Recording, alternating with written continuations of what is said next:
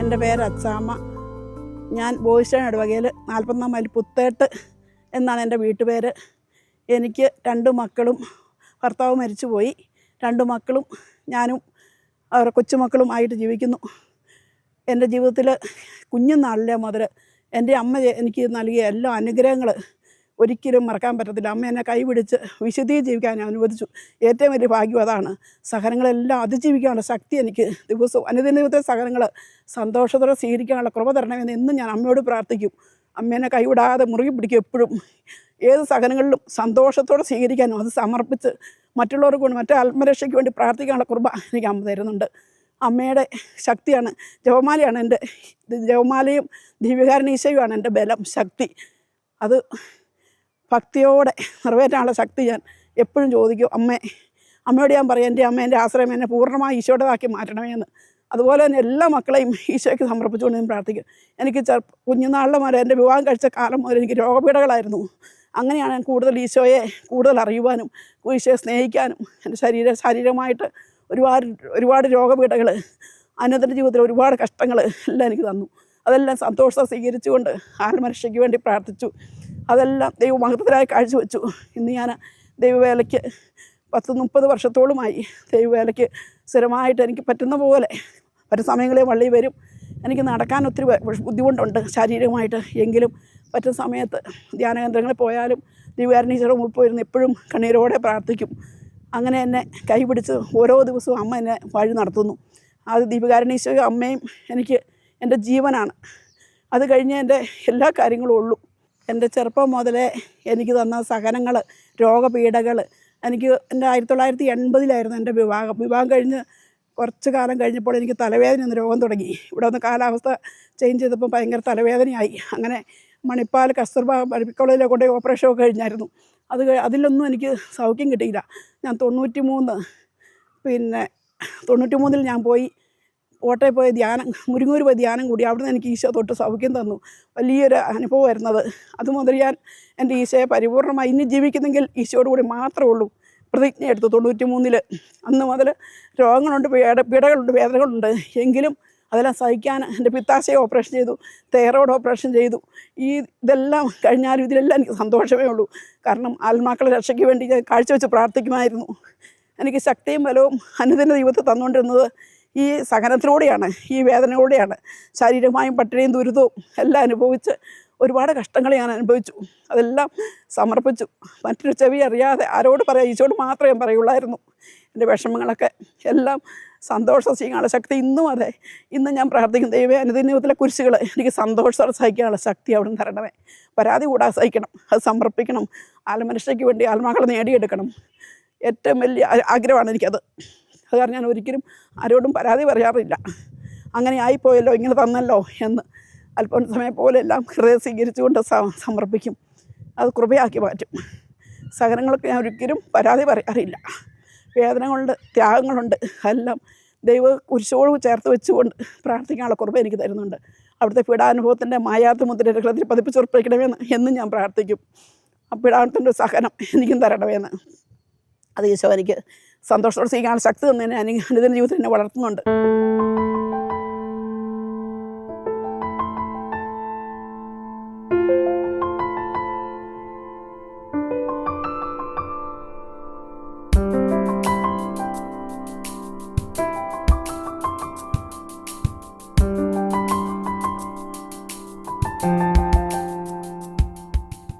ഞാൻ 1980 ജനുവരി 21 എൻ്റെ വിവാഹം. അത് കഴിഞ്ഞ് ഇവിടെ വന്ന് കാലാവസ്ഥയുടെ ചലനം കൊണ്ട് എനിക്ക് തലവേദന രോഗം മാറാതെ പിടിച്ചു. എന്നെ ഒരുപാട് കഷ്ടപ്പെടുത്തി.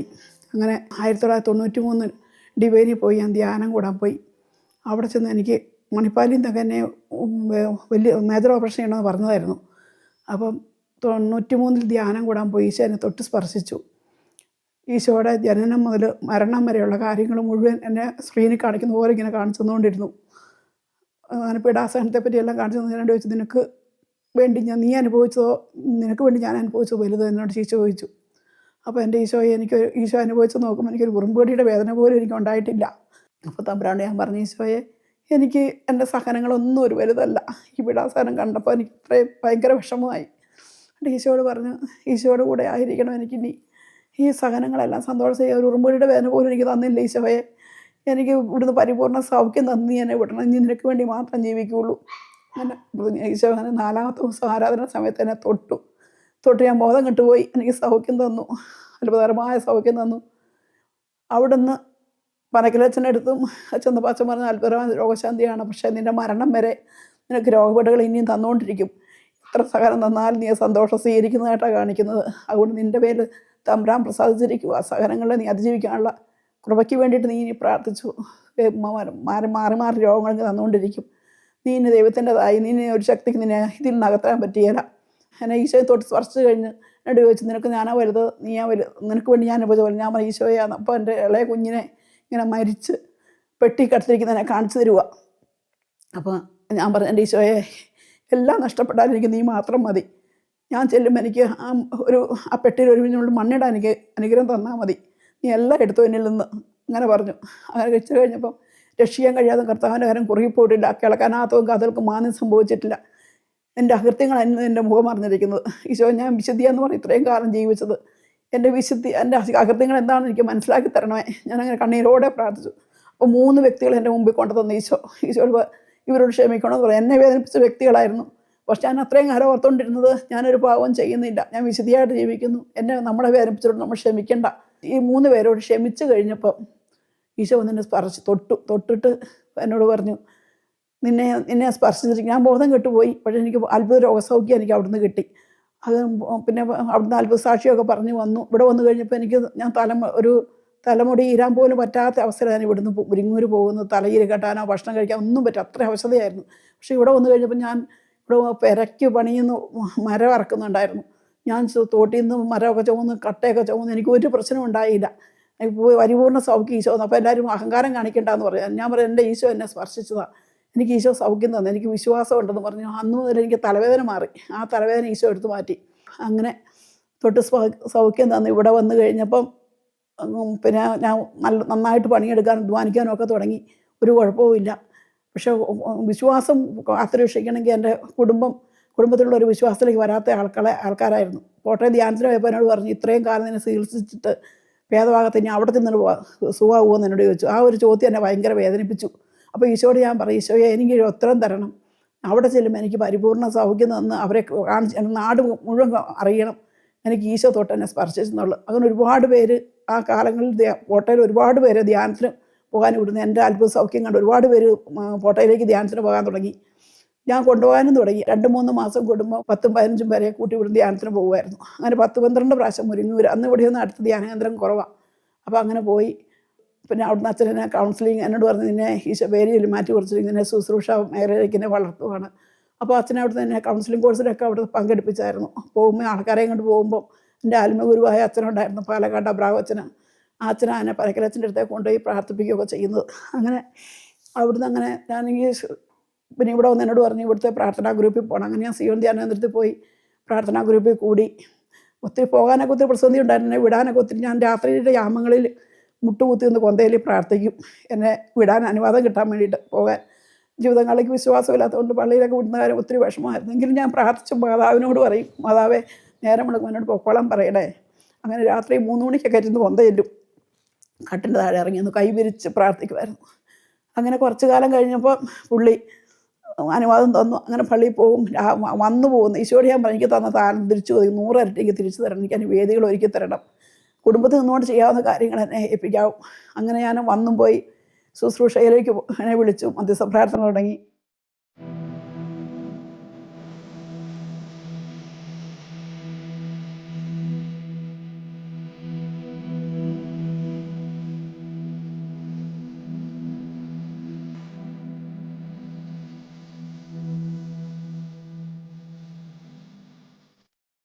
അമ്മയോടായിരുന്നു ഞാൻ കൂടുതൽ പ്രാർത്ഥിച്ചുകൊണ്ടിരുന്നത്. അമ്മയാണ് എന്നെ പുത്രനോട് അടുപ്പിച്ചത്. ഞാൻ കുഞ്ഞുനാൾ മുതൽ ശനിയാഴ്ച ദിവസങ്ങളിൽ ഇറച്ചിയും മീന് മുട്ട ഒന്നും ഉപയോഗിക്കുകയില്ല. ജീവിതം അമ്മയ്ക്ക് സമർപ്പിച്ചു. ഞാൻ മരിക്കുന്നത് വരെ കഴിക്കുകയില്ല നമ്മോട് ഞാൻ പറഞ്ഞിട്ടുണ്ട്. കുഞ്ഞുനാൾ ശനിയാഴ്ച ഞങ്ങൾ മലയിലായിരുന്നു. അവിടുന്ന് നടന്നു വന്ന് കുർബാന നടന്നു വന്ന് കൂടുമായിരുന്നു. രാത്രി പന്തം കത്തിച്ചിറങ്ങി വരും, പള്ളിയിൽ പോകും. ശനിയാഴ്ച ദിവസത്തെ കുർബാന കഴിയുന്നത്ര ഞാൻ മുടക്കാതെ കൂടുമായിരുന്നു. അങ്ങനെ പരിശുദ്ധ അമ്മയോടുള്ള ആ സ്നേഹം മുഖാന്തരമാണ് പുത്രനോട് എനിക്ക് ഇത്ര അടുപ്പിക്കാൻ എന്നെ കൃപയൊരുക്കിയത്. ഓശാന ഞായറാഴ്ച ഇങ്ങനെ എന്നോട് പറഞ്ഞു പഞ്ചക്ഷേത്രത്തിന് ഒരുങ്ങിക്കോളാൻ പറഞ്ഞു. അപ്പം ഞാൻ എന്താണെന്ന് എനിക്കത് മനസ്സിലായില്ല. എങ്കിലും എൻ്റെ ശരീരം മുഴുവൻ വേദന തുടങ്ങി. വ്യാഴാഴ്ച പാല് കുടിച്ച് കഴിഞ്ഞപ്പം മുതൽ ശരീരത്ത് അത് അനുഭവപ്പെടാൻ തുടങ്ങി. ഈശോയെ മുൾമുടി ചിന്തി രക്തവാർന്ന ശരീരം പകൽ മുഴുവൻ 24 മണിക്കൂർ എൻ്റെ കൂടെ നടന്നു. നിനക്ക് വേണ്ടിയിട്ടാണ് ഞാൻ അടിമേടിക്കുന്നത്, നിനക്ക് വേണ്ടി ഓരോ അടിമേടിച്ച് പടയുമ്പോഴും എന്നോട് ഇങ്ങനെയാണ് പറയുന്നത്, നിനക്ക് വേണ്ടിയിട്ട് ഞാൻ അനുഭവിക്കുന്നു, നിനക്ക് വേണ്ടി അനുഭവിക്കുന്നു. അങ്ങനെ ആ ദുഃഖ വെള്ളിയാഴ്ച മുഴുവൻ എനിക്ക് പീഡാസഹനത്തോടെ കടത്തി കൊണ്ടുപോയി.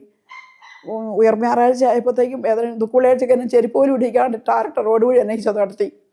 പക്ഷേ ആ സഹനമൊക്കെ എനിക്ക് ഈ പീഡാസഹനത്തോട് ചേർത്ത് നോക്കുമ്പോൾ എനിക്ക് വേദനയല്ലായിരുന്നു. ഞാൻ കുരിശുമല കാണാൻ പോയപ്പം കാല് ടാറിട്ട റോഡൊക്കെ പൊള്ളുന്ന ചൂടാണ്. എങ്കിലും എന്നെ ചെരുപ്പ് പോലും അണിയിച്ചില്ല ഈശോ, അനുവദിച്ചില്ല ചെരുപ്പിടാൻ. നീ എൻ്റെ കൂടെ പീഡാസഹനത്തിൽ പങ്കുചേരാൻ പറഞ്ഞു. അങ്ങനെ ഞാൻ മല കയറിയൊക്കെ വന്നു കഴിഞ്ഞ് അപ്പോൾ എന്നോട് പറഞ്ഞു, നിനക്ക് ലളിതമായി നിൻ്റെ ജീവിതം ഞാൻ ലളിതമാക്കുക, നിൻ്റെ വേഷവിധാനങ്ങളൊക്കെ ലളിതമായി തീരണം. എന്നോട് പറഞ്ഞത് വയലറ്റ് വെള്ള കളർന്ന വസ്ത്രങ്ങളെ ധരിക്കാവുള്ളൂ, വില കൂടിയ വസ്ത്രങ്ങൾ വേണ്ട, സ്വർണ്ണാഭരണങ്ങൾ വേണ്ട. നിനക്ക് ഞാൻ കൂടുതൽ തരാമായിരുന്നെങ്കിൽ നിനക്ക് ഞാൻ ഇട്ട് തരാമായിരുന്നു. പക്ഷേ ഞാൻ ഇതിൽ നിന്നെല്ലാം നിന്നെ മാറ്റിയിരിക്കുക. അതിൽ നിന്ന് നീ എൻ്റേതാണ് മാത്രം. നിനക്ക് ജപമാലയായിട്ടാണ് ഞാൻ നിൻ്റെ ജപമാലയാണ് നിൻ്റെ ശക്തി. ആ ജപമാലയിലൂടെ മാത്രം നീ ആഭരണം ധരിച്ചാൽ മതി എന്ന് പറഞ്ഞു. അങ്ങനെ ആ പഞ്ചസ്ഥിത ഉണ്ടായ അനുഭവം ഉണ്ടായി കഴിഞ്ഞ് കൂടുതലൂടെ ശക്തിപ്പെട്ടു. ചോദിക്കുന്ന ദിവ്യകാരണ ഈശോയുടെ മുമ്പിൽ ഇരിക്കുമ്പോൾ എന്നെ ഇങ്ങനെ സംസാരിക്കുമായിരുന്നു. ഓരോ കാര്യങ്ങൾ ഈശോയോട് പറയും, ഈശോ എനിക്ക് ഉത്തരം തരും. ഞാൻ പരിശുദ്ധ അമ്മയോട് ഓരോ പാപികളെ കൊണ്ട് പ്രാർത്ഥിക്കുമ്പോൾ അമ്മയുടെ മുമ്പിൽ ഇരുന്ന് പറയും, കണ്ണീരോടെ പ്രാർത്ഥിക്കുമ്പോൾ അത് ഓരോ ഇന്ന പാവത്തിന് വേണ്ടി പ്രാർത്ഥിക്കും. അമ്മേനോട് ഓരോ പാവങ്ങളും എടുത്തു പറയും. അങ്ങനെ ഒരുപാട് മക്കൾ രക്ഷപ്പെട്ടതായിട്ട് എനിക്കറിയാം. എൻ്റെ മുമ്പിൽ തന്നെ ഉണ്ട് ഒരുപാട് പാവത്തിന് വീണ മക്കളെ രക്ഷപ്പെട്ടത്. മദ്യപാനികൾക്കായാലും ശരി, അമ്മ പേര് എന്ന് പ്രാർത്ഥിക്കുന്ന മക്കളെ ഒരിക്കലും അമ്മയെ തള്ളിക്കളഞ്ഞിട്ടില്ല. അമ്മ ഈശോയുടെ മുമ്പിൽ നിന്ന് എപ്പോഴും എനിക്ക് വേണ്ടി മാധ്യസ്ഥമായി. ഞാൻ ആ പ്രാർത്ഥിക്കുന്ന മക്കൾക്ക് പേര് തന്ന മക്കളെ പ്രത്യേകം അമ്മ സ്വീകരിക്കും. അത് കരങ്ങളിലേറ്റ് മദ്യപാനം മാറ്റിയതും കുടുംബകലവും ഇല്ലാതെ ഭിന്നിച്ച് വരുന്ന കുടുംബങ്ങൾ, ഇവർക്കൊക്കെ വേണ്ടി ഓരോ പേരുകൾ അമ്മ ഓരോ ദിവസവും എനിക്ക് തരും അവർക്ക് വേണ്ടി പ്രാർത്ഥിക്കാൻ. ആ പ്രാർത്ഥിച്ചവരെ അമ്മ വഴി ഈശോ രക്ഷപ്പെടുത്തും. അങ്ങനെ ഞാൻ ശുശ്രൂഷ മേഖലകളിലൊക്കെ ഇറങ്ങി 25ാമത്തെ വർഷം, ജൂബിലി വർഷം, പിന്നെ അതിൻ്റെ കൗൺസിലിങ്ങൊക്കെ വിടാനും പ്രാർത്ഥിക്കാനൊക്കെ പുള്ളിക്ക് ഭയങ്കര മടിയായിരുന്നു. ഞങ്ങളൊരു ദമ്പതി ധ്യാനത്തിന് പോയപ്പോൾ അവിടെ കൗൺസിലിങ്ങിലൂടെ പുള്ളിയോട് പറഞ്ഞു കൊടുത്തു, എൻ്റെ ഭർത്താവിനോട് പറഞ്ഞു കൊടുത്തു, ഒരാത്മാവിനെ രക്ഷപ്പെടാൻ ഭാര്യ മുഖാന്തരം നടക്കുന്നുണ്ടെങ്കിൽ അതൊരിക്കലും തടസ്സപ്പെടുത്തരുതെന്ന് പറഞ്ഞു. വന്നു കഴിഞ്ഞപ്പോൾ എന്നോട് പറഞ്ഞു, ഞാൻ ഒരാത്മാവിനെ രക്ഷപ്പെടുത്താൻ നിനക്ക് ഞാനൊരു തടസ്സമാകുകയില്ല കേട്ടോ എന്ന് പറഞ്ഞു. അങ്ങനെ പുള്ളി പരിപൂർണമായിട്ടും എന്നെ സ്വാതന്ത്ര്യത്തോടെ വിടാൻ തുടങ്ങി. അല്ല ഭയങ്കര തടസ്സമായിരുന്നു പോകാൻ. പള്ളിയിൽ പോകുമ്പോൾ എന്നാ കാര്യത്തിന് എന്തിനാ പോകുന്നൊക്കെ എന്നോട് വഴക്ക് പറയുമായിരുന്നു. പക്ഷേ എനിക്ക് ജീവൻ അത് മാത്രമേ ഉള്ളൂ. ഒരു കുർബാനയാണ് എൻ്റെ ഏറ്റവും വലുത്. ഞാൻ ഇവിടുന്ന് 20 രൂപ കിട്ടി അന്നേരം ആ പൈസ കൊണ്ട് പോകും. ടൗണിൽ പോയി ഇവിടുത്തെ കാര്യങ്ങളെല്ലാം കഴിഞ്ഞ് സിയോൺ ചാപ്പലിൽ പോയി കുർബാന കൂടി. മേമനച്ചൻ ആയിട്ട് അച്ഛൻ്റെ കൂടെ ഒരു 10 വർഷത്തോളം ഞാൻ ശുശ്രൂഷ ചെയ്തു. അപ്പോൾ അച്ഛൻ്റെ കുർബാന കണ്ടു വരുമ്പോൾ എനിക്ക് ഭയങ്കര ശക്തി, ഒരു 5 ദിവസം ധ്യാനിച്ചൊരു പവറായിരുന്നു. അങ്ങനെ ദൈവകാരണത്തിൽ അത്രയും സ്നേഹവും അത്രയും ഭക്തി. പരിശുദ്ധ അമ്മ വഴിയാണ് എന്നെ അത് ഏൽപ്പിച്ചത്. ഞാൻ ജപമാല ചൊല്ലി 10ഉം 15ഉം ജപമാല ഒരു ദിവസം ഞാൻ ചെല്ലും. രാവിലെ ആയിട്ട് 6 ജപമാല അല്ലാതെ അടുക്കള കയറുകയില്ല. അതിപ്പോഴും അതെ. അത് ഓരോ നിയോഗങ്ങളും അമ്മ എനിക്ക് തരും. ഓരോ രഹസ്യത്തിലും, എല്ലാ രഹസ്യത്തിലും ഓരോ നിയോഗങ്ങൾ വെച്ചാണ് ഞാൻ പ്രാർത്ഥിക്കുന്നത്. അതുപോലെ തന്നെ കരുണക്കൊന്ത വൈദികർക്ക് വേണ്ടിയിട്ട് പരിശുദ്ധ അമ്മ എന്നോട് പറഞ്ഞു തരുന്നത്. അമ്മയോട് ഞാൻ ചോദിക്കും, ഇന്നത്തെ സഹനങ്ങൾ എന്ത് നിയോഗത്തിലൂടെ കാഴ്ചവെക്കണം അമ്മയെന്ന് ചോദിക്കുമ്പോൾ അമ്മ എനിക്ക് പറഞ്ഞു തരും ഇന്ന സഹനത്തിന് വേണ്ടി കാഴ്ചവെക്കാൻ. ആ സഹനത്തിന് വൈകുന്നേരം വരെയുള്ള സഹനങ്ങൾ. അപ്പോൾ എനിക്കൊരു വിഷമവുമില്ല. ആ ദിവസം എന്തെല്ലാം പീഡകൾ വന്നാലും എന്തെല്ലാം വേദനകൾ വന്നാലും എനിക്ക് സഹിക്കാനുള്ള ശക്തി പരിശുദ്ധ അമ്മ ഈശോ വഴി എനിക്ക് മേടിച്ചു തരും.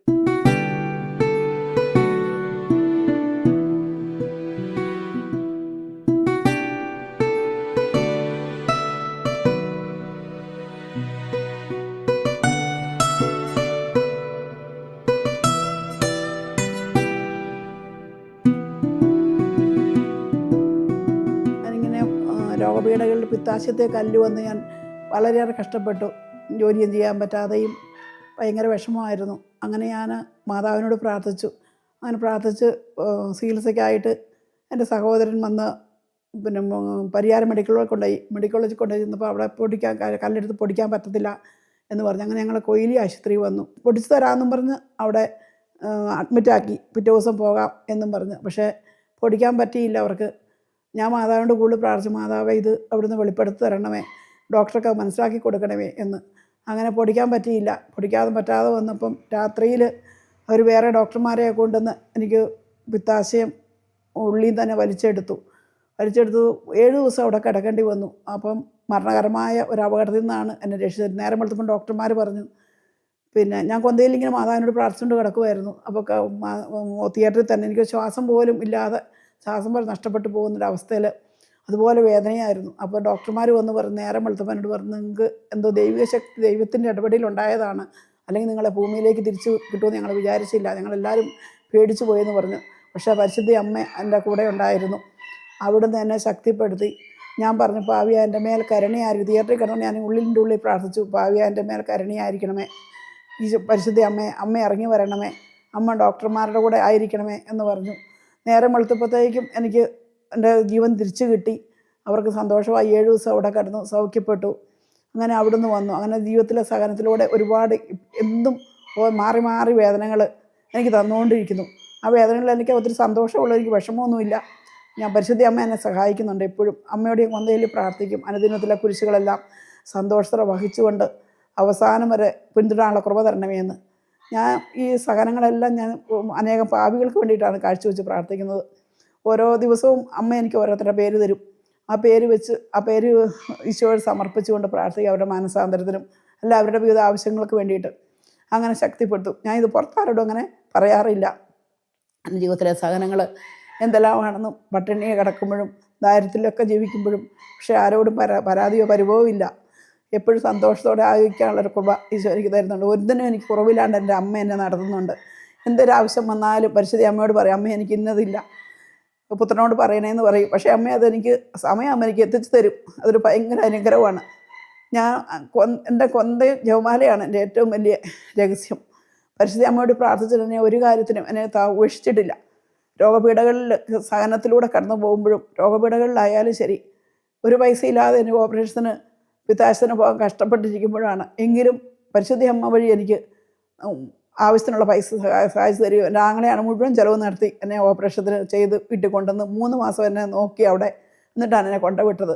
എൻ്റെ സഹോദരന്മാരുടെ വഴിയും എല്ലാം പരിശുദ്ധ അമ്മ അവർ എനിക്ക് മുമ്പേ ദൂതന്മാരെ അയക്കും.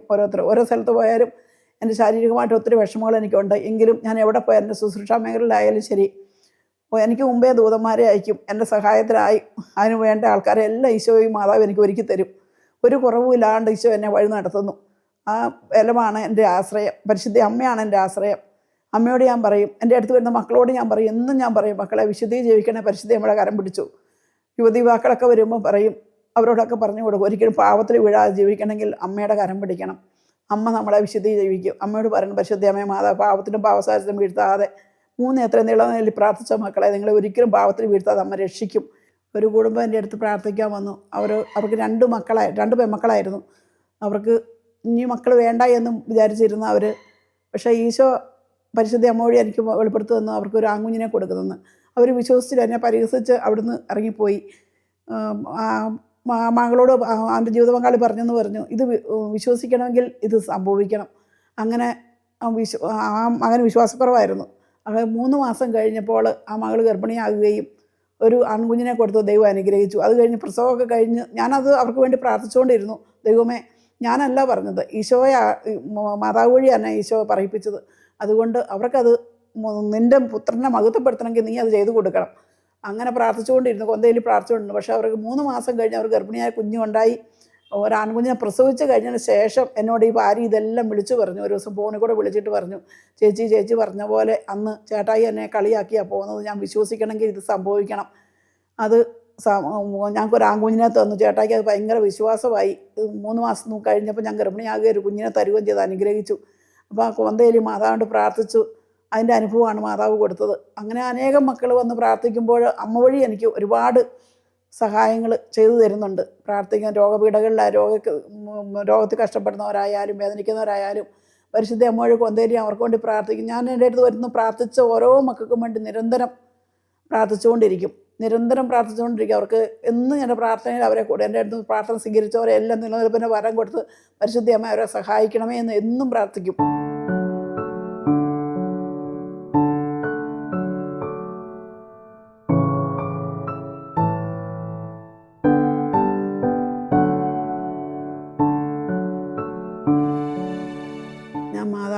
കൂടുതലെടുത്തപ്പം എൻ്റെ പ്രാർത്ഥന രീതികൾക്ക് മാറ്റം വന്നു. ഞാൻ 4 മണിയാകുമ്പോൾ എഴുന്നേൽക്കും. 8 എല്ലിയിട്ടാണ് രാവിലത്തെ എൻ്റെ കാര്യങ്ങളിലേക്ക് ഞാൻ പോവുകയുള്ളൂ. അത് പിന്നെ കരുണക്കൊന്തയും ചൊല്ലി മാതാവിനോട് കൂടുതൽ പ്രാർത്ഥിച്ച് അമ്മയാണ് എനിക്ക് ശക്തി തരുന്നത്. പ്രാർത്ഥനയിലൂടെയാണ് എനിക്ക് ജപമാലയുടെ വഴിയാണ് എനിക്ക് കൂടുതൽ അനുഗ്രഹം തരുന്നത്. അപ്പോൾ ഓരോ നിയോഗങ്ങളും വെച്ച് ജപമാലയിൽ പ്രാർത്ഥിക്കും.